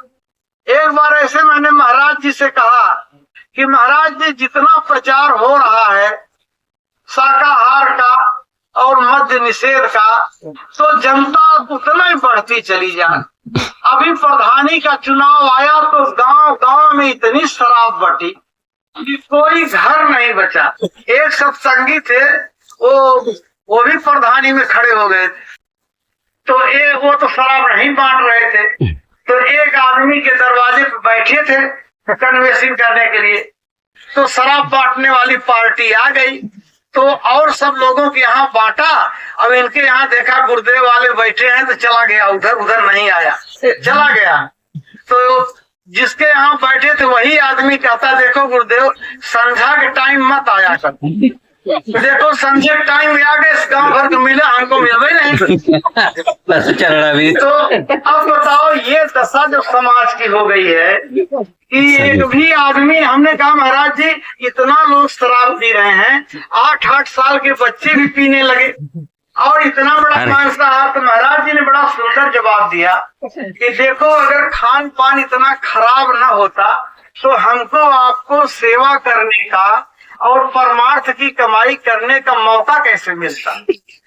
तो ये हमको आपको एक मौका मिला है परमार्थ कमाने का, सेवा करने का, कि पीने वाले से आप हाथ जोड़ के कह रहे हो कि भाई पियो मत, आओ मत, यही सेवा। और इसको अनामी प्रभु देख रहे हैं, जिनके आप सिपाही हो, वो जो है देख रहे हैं कि वो अभी मैं आया यहाँ से, यहाँ जलगांव से, तो वहाँ एक प्रेमी बताने लगे कि स्वामी जी हम बहुत सेवा करते थे संगत, तो स्वामी जी महाराज ने एक बार हमसे प्रसन्न होकर कहा कि बताओ तू क्या चाहता है, क्या चाहता है, मैं तेरी इच्छा पूरी कर। कहा ऐसे कह दिया। कहा मैं इतना मूर्ख था कि मैं नहीं समझ पाया गुरु महाराज से क्या कहना चाहिए। मैंने कहा गुरु महाराज हमें एक सिपाही की नौकरी फार्म भरे, तो कहा गुरु महाराज दया कर दीजिए वो सिपाही हो जाए।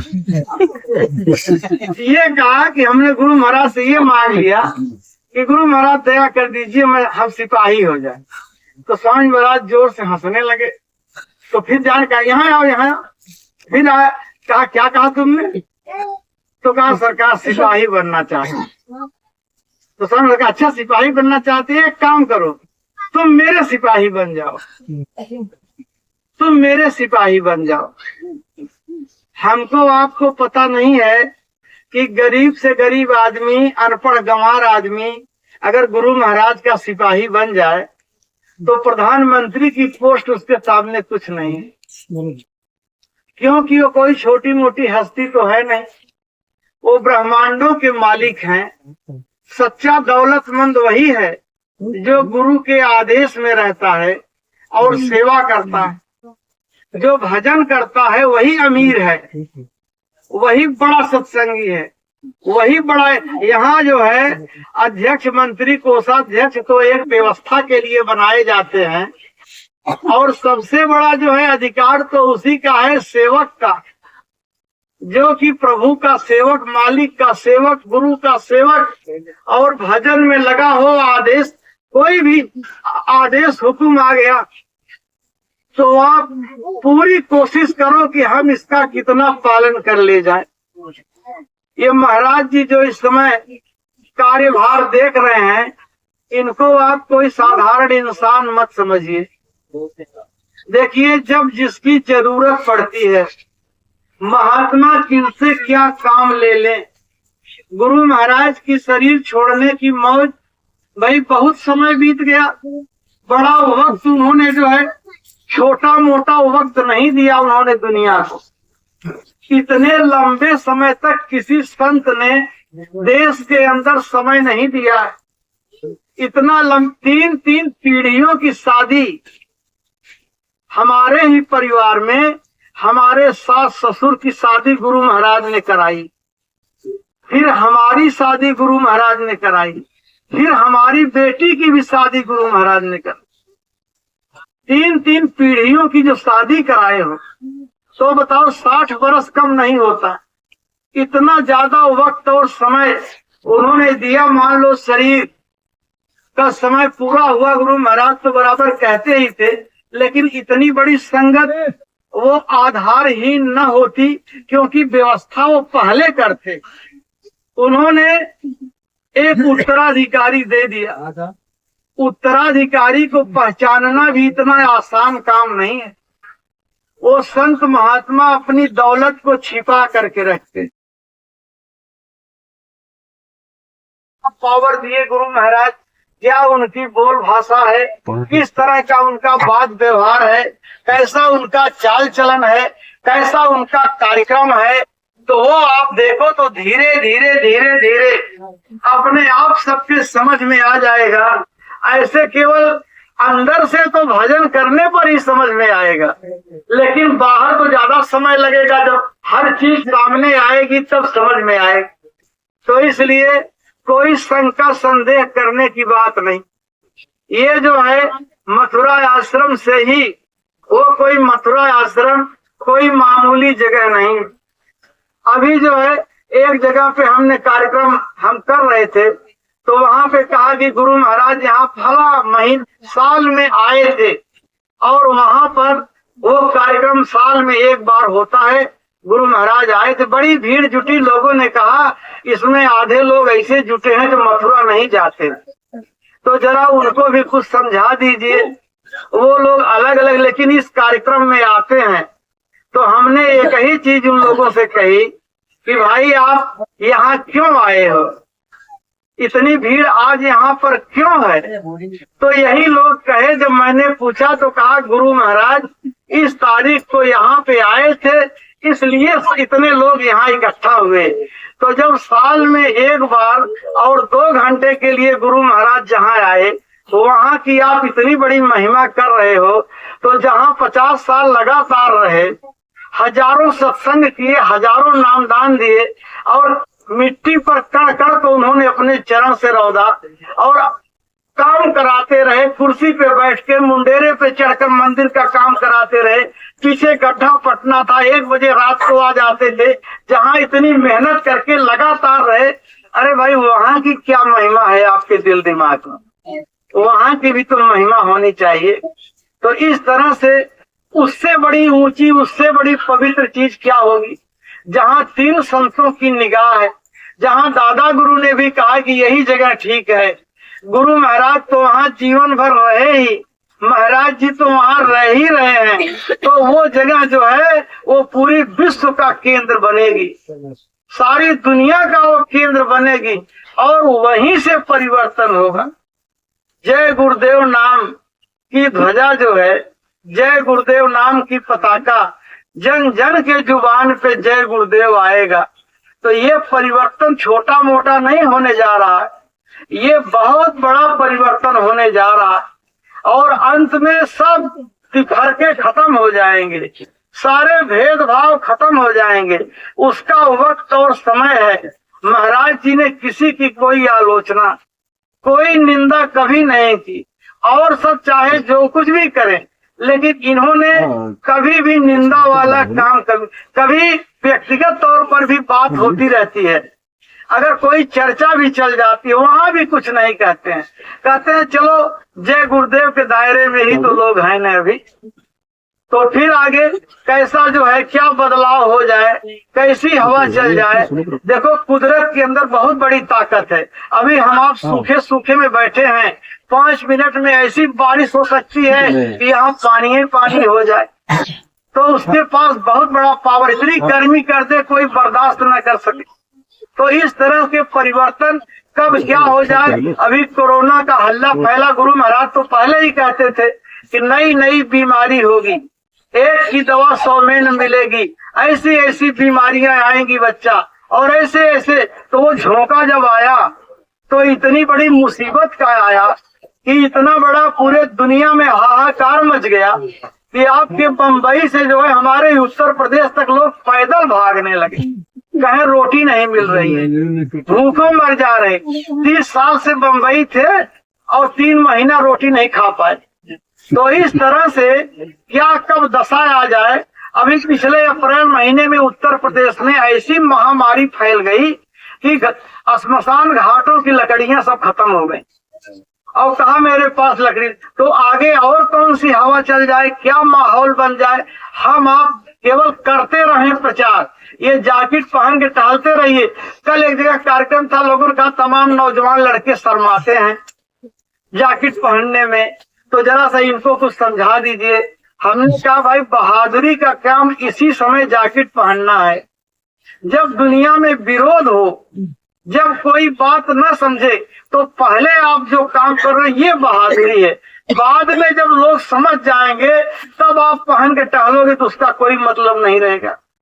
हनुमान जी की पूजा इसलिए हुई कि वो लंका में तब गए जब सारी लंका राम की विरोधी थी, कोई राम को कुछ नहीं समझता था। उस समय वो लंका में गए तो उनका सुंदर कांड बन गया, और जब रावण पे विजय मिल गई तो सारी सेना गई थी सीता जी को ले आने के लिए, उनका कोई इतिहास नहीं बना। उनकी बहादुरी नहीं गाई जाती, बहादुरी उसकी गाई जाती है जो विरोध के माहौल में। इसलिए हम आप गुरु महाराज के सिपाही हैं। हमारा आपका आचरण ऐसा होना चाहिए जो समाज के लिए एक आदर्श हो, जिसको देख के लोग खिंचाव पैदा करें, उनके अंदर एक बदलाव आए, कि भाई देखो ये कितने सादे हैं, कितने सरल हैं, कितने ईमानदार हैं, कितने नेक हैं, कितने प्रेमी हैं, और इस तरह से तभी हम आप बदल पाएंगे। और हम आप अगर आपस में मन मुटाव रखेंगे, आजकल हर संगतों की ये समस्या हो गई है, तमाम जगह पे अपने यहाँ भी कुछ न कुछ मन मुटाव। हमने कहा रे भाई एक तो वैसे ही हम लोग कम रह गए, और जो बचे हैं उनमें भी अगर आप मन मुटाव रखोगे तो जो हमसे आपसे नुकसान होगा, ये नुकसान हमारा नहीं होगा, ये नुकसान गुरु महाराज का होगा। एक गुरु महाराज थे, उनके जो है 2 चेले थे, तो दोनों में इतना मन मुटाव हो गया कि एक दूसरे को देखना नहीं पसंद करते थे। अब गुरु जी बहुत परेशान कि आखिर भाई हम इनको कैसे समझाएं, जितना समझाएं वो मानने के लिए गुरु के कहने पर भी मानने को तैयार नहीं। तो अंत में यहाँ तक बात बढ़ गई कि जब वो सेवा दोनों करते था, तो हम भी गुरु सेवक है, वो कहा हम भी, तो उन्होंने अपने पैर का ही बंटवारा कर दिया, चलो दाहिना तुम दबाओ, बायां तुम दबाओ। तो पैर भी वो लोग बांट बांट के दबाने लगे और सेवा करने लगे। एक बार किसी के यहाँ घर पे कोई काम पड़ गया, तो एक चला गया 2 दिन की छुट्टी लेके घर पे, तो वो पैर दाब रहा, उससे कहा अरे बेटा उसका वाला भी दाब दो। तो कहा उनका वाला हम नहीं दबाए। अरे कहा उनका नहीं मेरा है, कहा हम उनका छुआ ही नहीं करेंगे। तो बहुत समझा, का बड़ा मूर्ख है, बड़ा बेवकूफ, अरे मेरा ही दोनों है। तो जब बहुत दबाव दिया तो मारे क्रोध में एकदम पागल हो गया, वहीं एक डंडा रखा था, उठा के 2 डंडा मार कहा हम कह दिए हम इसको नहीं, इसको जितना कहिए उतना दबा दें। तो हाय हाय करने लगे, बताओ इतना मूर्ख है, हमको मार दिया।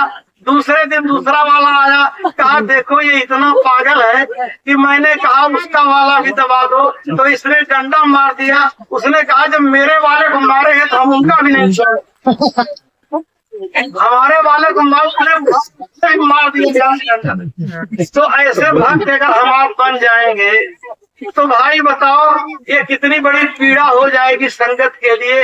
इसलिए ये हमारा आपका प्रेम का संगठन है, सद्भाव का संगठन है, भक्ति का संगठन है, अपने घर जाने का संगठन है। हम आप एक ऐसी चीज समाज और दुनिया को दें जिससे हमको आपको देख करके समाज में बदलाव होने लगे। तो आज की तारीख में अब देखिए ये भंडारा है दादा गुरु महाराज का, 11 दिसंबर से 15 दिसंबर तक का कार्यक्रम है। आप सब जो भी लोग यहाँ के हैं, आप सबसे तो निमंत्रण है ही है, आप लोग जरूर चलें, बाकी नए लोगों को भी। अब देखिए ये स्थान तो भाई बड़ा सुरम्य है। अब बम्बई की हलचल से, बम्बई के कोलाहल से तो दूर है थोड़ा, लेकिन ये जहाँ पे संतों महात्माओं की छाया पड़ जाती, वो जगह शहर से भी और राजपाट से भी बढ़िया बन जाए। हमेशा जहाँ पे महात्मा जाके टिक गए वही तीर्थ स्थान में।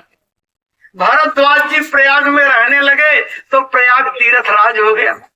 जहाँ जहाँ भगवान राम, बताओ रामेश्वरम कहाँ कोई तीर्थ स्थान थोड़ा था, वहाँ समुद्र के किनारे उन्होंने जो है मंदिर बना दिया, तो वहाँ पे लोग जाकर के दर्शन करने लगे, वो तीर्थ स्थान हो गया।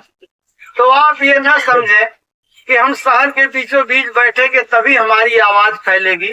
गुरु महाराज की दया हर जगह पे है, और आप इतने आदमी तो बहुत ज्यादा हैं। अगर हम में आप में सच्ची भक्ति जाग जाए, सच्चा गुरु के प्रति विश्वास और प्रेम जाग जाए, तो शिवाजी अकेले ही थे। समर्थ गुरु रामदास के 10-5 शिवाजी यहाँ नहीं पैदा हुए, एक ही शिवाजी पैदा हुए, और उन्होंने कितना बड़ा काम कर दिया, कितना बड़ा उलट फेर कर दिया। तो गुरु के आदेश में आपके पास राष्ट्रपति का पावर आ जाएगा। सारी दुनिया में बदलाव का आप संदेश लेके चल रहे। गुरु महाराज कहते थे बच्चा तुम ऐसे चला करो जैसे जंगल में शेर चलता। इतने बड़े जो है शक्ति का आप संदेश लेके चल रहे हैं, तो बराबर अपने गुरु पर पूरा भरोसा और पूरा विश्वास रखिए। इस परिवर्तन को कोई रोक नहीं सकता।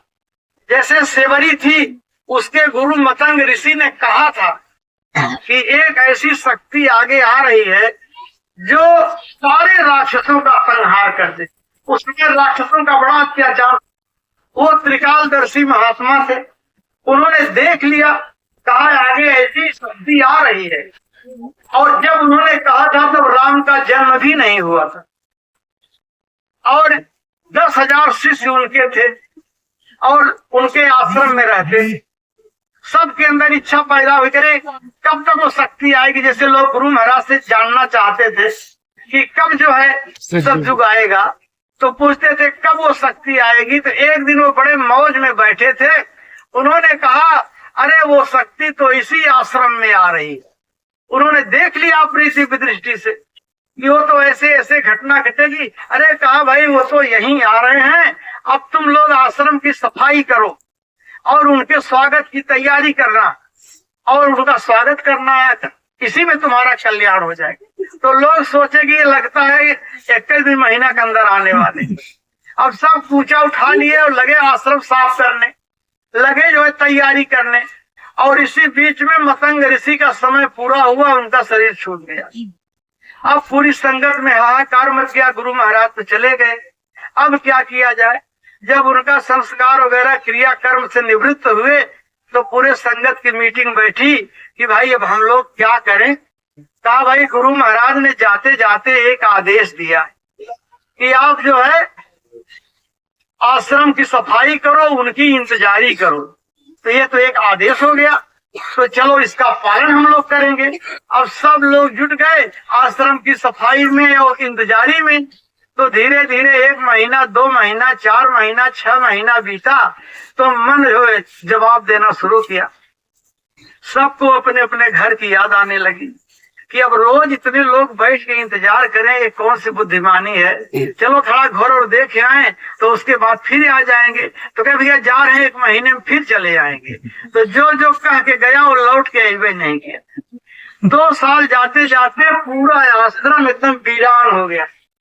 अब एक भी आदमी नहीं रह गया, अकेले सेवरी बची है। और इतना इसको दृढ़ विश्वास था, इसने कहा हमारे गुरु महाराज त्रिकालदर्शी महात्मा थे और वो पूरे थे, उनमें कोई कमी नहीं, उनका वचन कट नहीं सकता। अगर मैं भी यहाँ से चली जाऊं तो उनके आदेश का पालन कौन करेगा। वो सेवरी लगातार, उस समय उसकी अवस्था 28 वर्ष की थी, एकदम युवा अवस्था थी। जब वो मतंग ऋषि के आश्रम में आई थी तो 13 साल की थी केवल। उसकी शादी पड़ी थी, उसके यहाँ उसके माँ बाप 50 बकरे खरीद के ले आए थे, शादी में कटेंगे।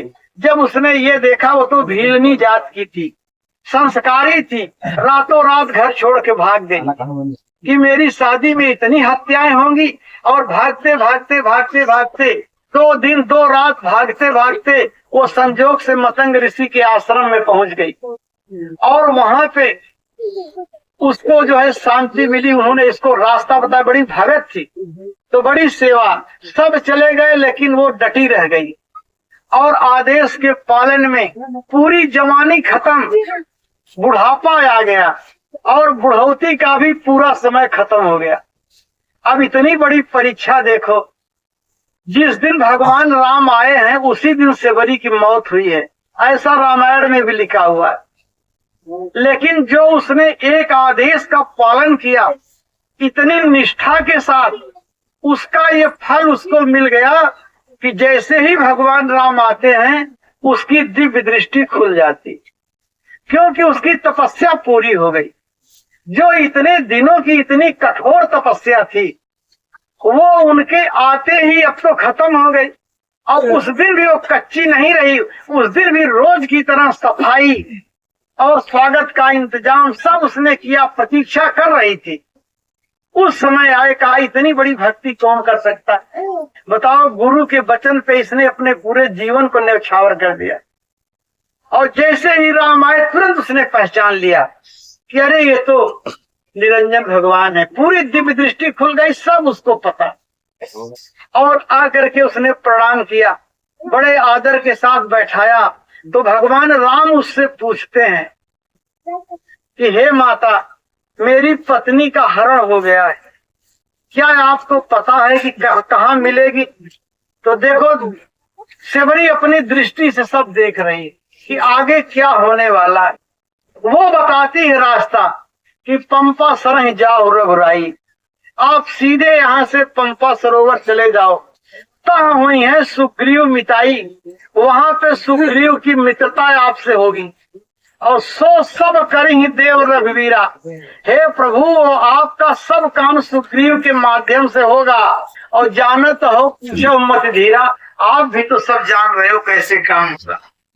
तो इसको गुरु भक्ति कहते हैं। हमको आपको भी जब तक जिंदगी रहे आप अपने को इसी पर कुर्बान कर दीजिए कि हम शाकाहार का प्रचार करते रहें। महाराज जी को देखिए, आप एक मिनट भी ये बैठना पसंद नहीं करते। कहते हैं भाई जैसे सबको आदेश किया वैसे हमको भी तो है आदेश कि शाकाहार का प्रचार करना है। अगर ये बीमारी न फैली होती, प्रतिबंध न लगे होते तो एक दिन वो न बैठते। और उन्होंने ब्लॉक ब्लॉक में कार्यक्रम करने का संकल्प बना लिया एक राष्ट्रीय अध्यक्ष होते हुए कि हमारे गुरु का वचन खाली न जाए। तो जैसे उनको आदेश वैसे हमको आपको भी आदेश। 10 आदमी से रोज कहो, लेकिन आप कहो 50। इतनी बड़ी चीज लेके हम आप अपने घर बैठे रहते हैं और किसी से नहीं कहते हैं। यही सेवा है। इसी के लिए जागरूकता होनी चाहिए कि बराबर ये आदेश सबके लिए है। जैसे ही लॉकडाउन में थोड़ा ढील हुई, उसी दिन से उन्होंने अपना कार्यक्रम शुरू कर दिया। और बड़े बड़े कार्यक्रम, लाखों की बेशुमार भीड़ इस समय उत्तर प्रदेश के जिलों में हो रही है और वो बैठने के लिए तैयार नहीं। अभी कार्यक्रम करके पहुंच रहे और फिर भंडारे की तैयारी। 15 से 19 तक भंडारा है। सामान सिमटाने में 2-4 दिन लगेंगे। 19 तारीख से फिर निकल रहे हैं और फिर लगातार कार्यक्रम उत्तर प्रदेश के जिले पे, बिहार के जिले। तो ऐसे ही प्रेमी भाई बहनों, हमको आपको भी ये परमार्थ कमाने का ये मौका है, अवसर है, ये समय है। स्वामी महाराज ने कहा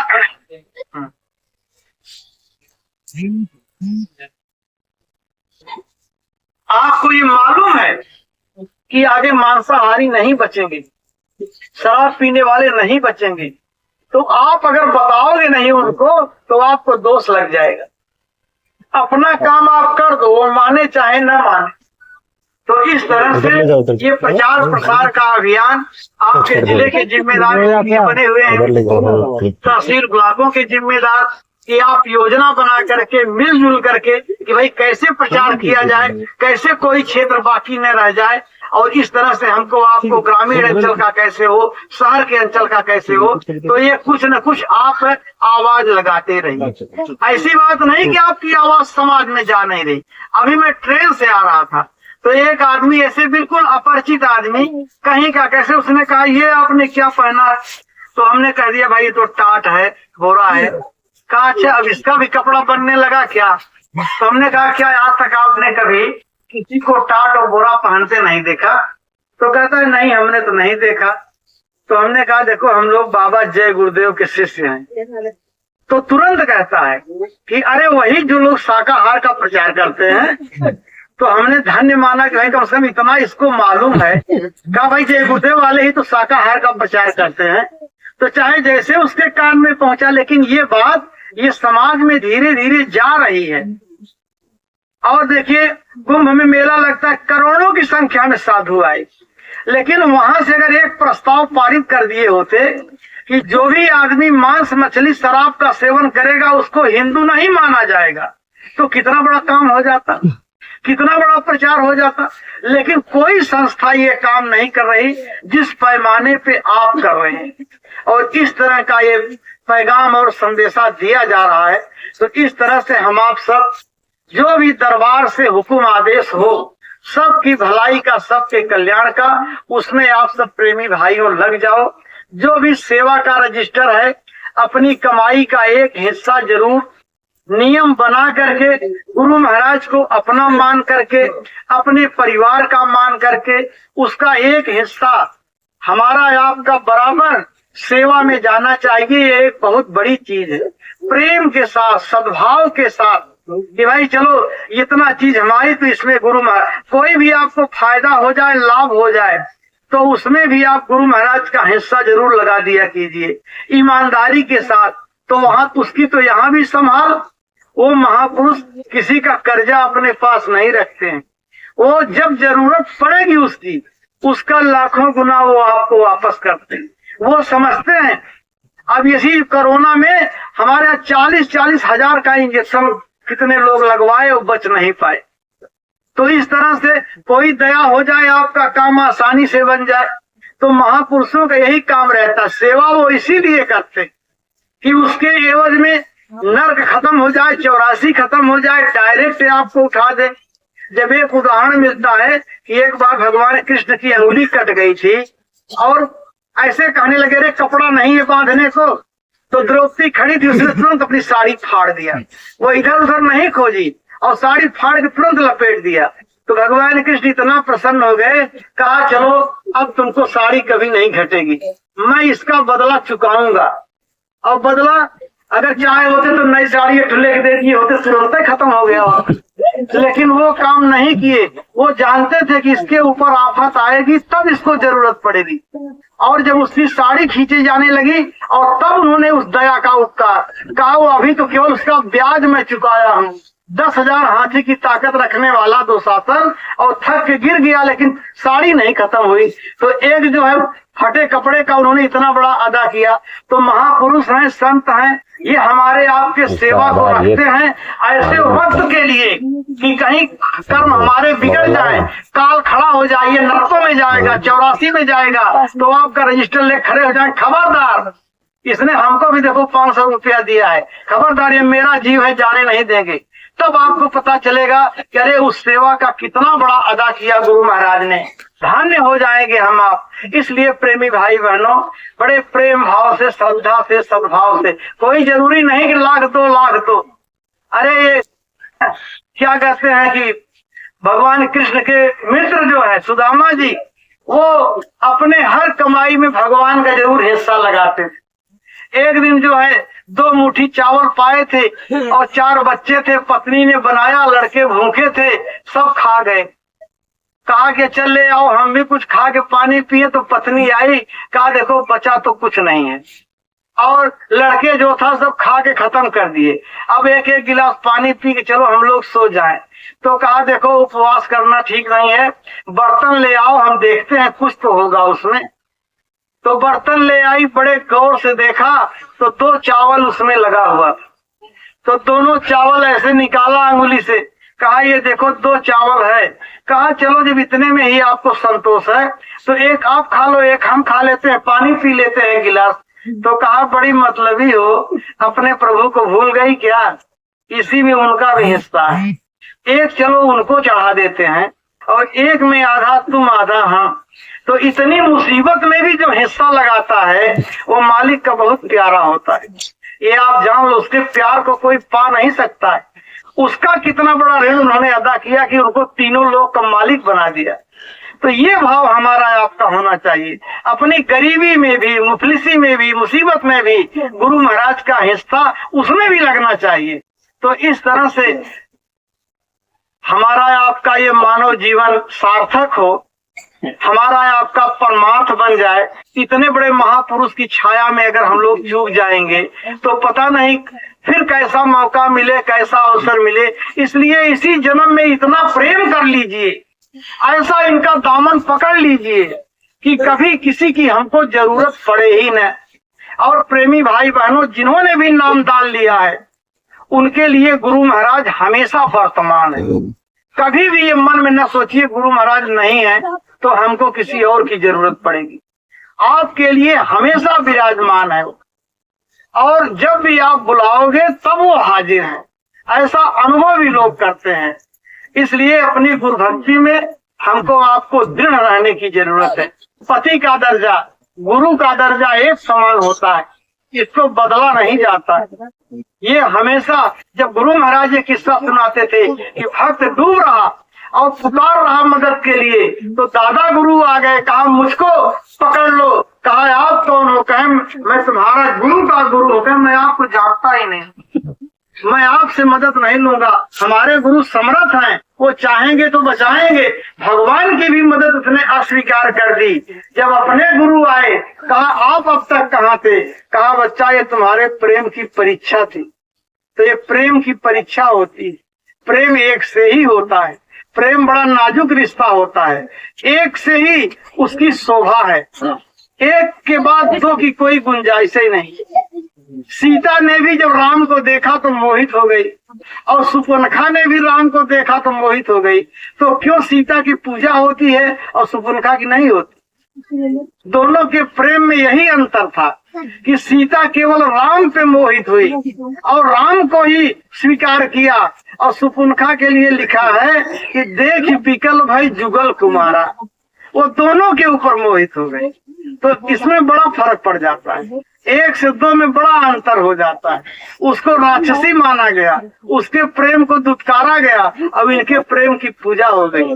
तो अपने मालिक का बराबर ध्यान, बराबर महाराज जी भी कहते हैं कि जो पुराने नामदानी हैं वो पुराने तरीके से सुमिरन करेंगे, जो उनको बताया गया है उसी तरीके से आप करो, यही आपकी भक्ति है। तो इस तरह से और हुक्म आदेश जो हो जाए संगत का महाराज जी का वो सिर माथे है, क्योंकि जब तक काम गुरु महाराज का दुनियावी तौर पे नहीं पूरा हो जाता, जब तक जन जन की जुबान पे जय गुरुदेव नहीं आ जाता, प्रेमी भाई बहनों माताओं, हमको आपको विश्राम करने का कोई अधिकार नहीं है।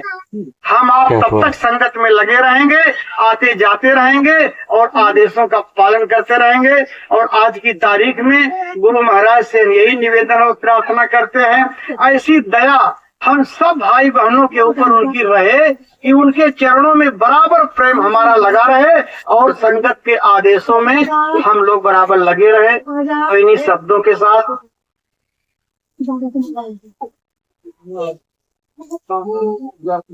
हाँ, तो ये जो बगल का जो आश्रम पहले का था, अब जो यहाँ पे है, अब ये तो भाई जगह अपनी है ही है। यहाँ पर जो भी चल रहा है विस्तार, इतना जो आपने बना दिया है, इसी में हम गुरु महाराज की बहुत बड़ी दया का स्रोत देख रहे हैं। तो ये आश्रम अपना, ये भी मतलब हाँ जी अपना ही है। तो ये भी अपना, इसका भी विस्तार किस तरीके से, वो इस पर भी संगत कुछ विचार करेगी। आप सब लोग इस पर, भाई आपका विषय है ये, किस तरह से इस पर भी हमारा कोई रास्ता जो निकले तो बताइए, ये अपना यहाँ तक भी विस्तार हो जाए, इस पर भी आप लोग विचार करें और धीरे धीरे भाई कुछ और व्यवस्था बन जाए। मिलजुल करके संगत, हम लोगों ने भी ऐसे जमीन ली है जगह जगह पर, तो वहाँ पर भी तो है कि कुछ न कुछ एक सेवा आती रहती है, एक मद ही उसका है कि कुछ न कुछ संगत का विस्तार होता रहे, कुछ बढ़ता रहे, इस तरह से और भी कुछ सुविधाएं बनती जाए, क्योंकि आगे के वक्त में बहुत लोग आएंगे। बहुत सी चीजें जो हैं, जब जनता जगेगी, जब होश में आएगी और जब सच्चे परमार्थ का पता लोगों को लग जाएगा कि कहाँ पे है, ऐसा वक्त और समय